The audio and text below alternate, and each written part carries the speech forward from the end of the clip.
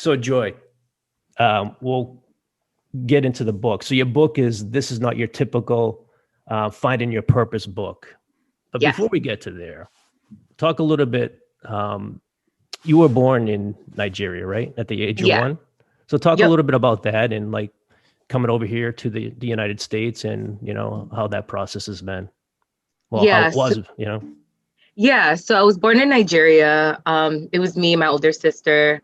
I was 1 when I actually came to the States. So we moved to Boston, and then from there we moved to Connecticut. So even though I was raised in the States, like in our household was very African. It was extremely Nigerian.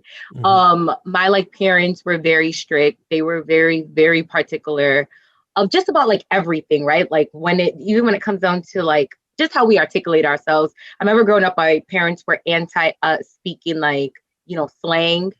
They're like, no, like we didn't come to this country for you to be, just for you guys to be speaking slang and all of that. So it was a very traditional household. And I always tell people that, yes, I was raised in the States, but anytime I went home, it was Nigeria. It was Nigeria. It was Nigeria from the food, from everything. And so I didn't really appreciate my culture really until I got into college, which was very interesting because, especially when I was younger, a lot of people was making fun of me because of where I was from. People made a lot of rude comments. So it wasn't until I got into college when I was part of the African Student Association. And I was like, yes, I'm meeting another Nigerian that is really about the culture, really about the food and the dance and the music and the parties and all of that sort.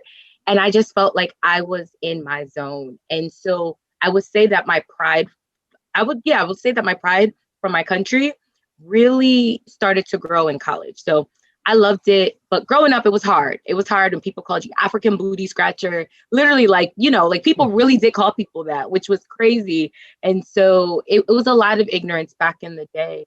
I'm happy that our nation has grown and Mhm. people are more open and people want to learn. There are people who are going back home. There are people who are, very nice about the culture now. And I love that. But it doesn't take away the experiences that I know myself and other Africans probably have felt growing up. Right, right. So do you